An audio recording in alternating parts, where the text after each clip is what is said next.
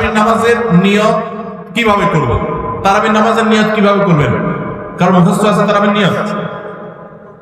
নামাইতুয়ান বলেন, কার মুখস্থ আছে? একজন বলেন অন্তত। তারাবির নিয়ত কে বলতে পারবেন? বলেন বলেন ভাই।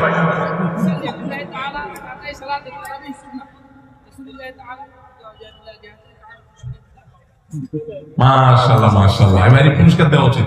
বসেন, আপনি অনেক কষ্ট করে মুখস্থ করছেন।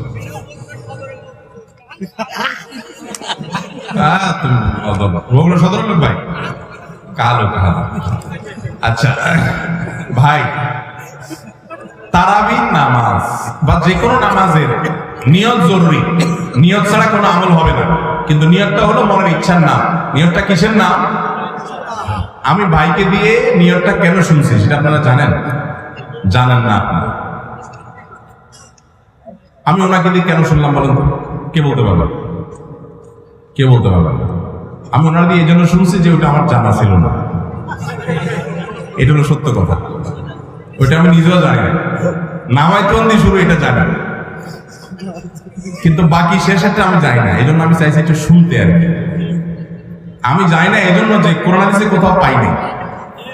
এখন ভাইরা কেউ পাইলে দেবেন না, আমি কোথাও পাইনি।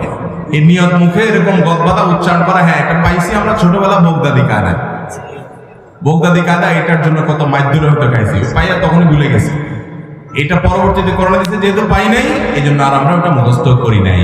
ভাইরা আমার, নামাজের জন্য এরকম নামাইতুয়ান, এরকম গদবাদা যে দোয়া আমরা শিখেছি, এগুলোর কোনোটি কোরআন বা সুন্নাহর কোথাও। আমরা নিয়ত করব মন থেকে যে আমি তারাবির নামাজ পড়ছি, বাস এটা আমার ইন্টেনশন আছে, নিয়ত আছে, মনে আছে, এটাই যথেষ্ট। মুখে উচ্চারণ করা জরুরি না, এবং মুখে উচ্চারণ করা এটা সুন্নাহও না। নবী সাল্লাল্লাহু আলাইহি ওয়াসাল্লাম শিখানো না এটা। আমাকে ইবাদত করতে হবে তার পদ্ধতিতে। কোন হাদিসে যদি এর উৎসাহ দেওয়া না থাকে, আমি কেন সেটা করতে যাব, কসরত করতে যাব? তবে হ্যাঁ, নিয়তটা হলো অন্তরের ইচ্ছার নাম, সেটাই যথেষ্ট। আলাদা মুখে নামাইতুয়ান করার দরকার নেই। তারাবির নামাজে কি সুন্নাত না নফল নাকি ওয়াজিব? তারাবির নামাজ সুন্নাত। নবী করিম সাল্লাল্লাহু আলাইহি ওয়াসাল্লামের সুন্নাত, সাহাবায়ে কেরামের সুন্নাত। অতএব সুন্নাতে নিয়ত করলে নামাজ হয়ে যাবে। নফল শব্দের অর্থ হলো ফরজ ওয়াজিবের বাইরে এক্সট্রা, অতিরিক্ত। নফল মানে অতিরিক্ত, সেই হিসাবে নফল নিয়ত করলে আদায় হয়ে যাবে। কিন্তু এটা সুন্নাহ নামাজ। তারাবির নামাজ কিসের নামাজ? সুন্নাহ নামাজ। সারি ও ইফতারে কোন দোয়া আছে কিনা? সার এবং ইফতারের দোয়া আছে, বিশেষ করে ইফতারের দোয়া আছে। সারের জন্য আলাদা কোনো দোয়া নেই। ইফতারের দোয়া হলো বিসমিল্লাহ বলে ইফতার শুরু করবেন, আর ইফতার করার পরে দোয়া করবেন যাহাবাজ জামা ওয়াবতাল্লাতিল উরুক ওয়া সাবাতাল আজরু ইনশাআল্লাহ। যাহাবাজ জামা ওয়াবতাল্লাতিল উরুক ওয়া সাবাতাল আজরু ইনশাআল্লাহ। আল্লাহুম্মা লাকা সুমতু আলা রিজকিকা আফতারতু, এটাও হাদিসে আছে।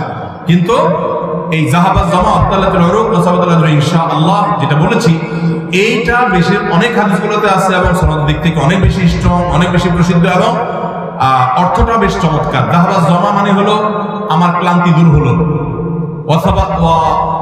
ওয়াবতাল্লাতিল উরুক মানে শিরাগুলো সব আর্দ্র হলো, যে পানি পান করেছি, ইফতার করেছি, এবং ওয়াসাবাতাল আজরু ইনশাআল্লাহ, আল্লাহর কাছে বিনিময় দাঁড়িয়ে গেছে ইনশাআল্লাহ।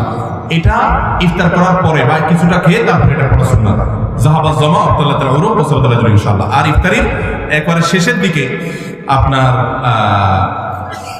এই ইফতারের শেষের দিকে বা ইফতার শেষ করে তারপর এটা পড়বা। সাহরির জন্য আলাদা কোনো দোয়া আছে বলে আমার জানা নেই, তবে ওইটা দোয়া কবুলের সময় সাধারণ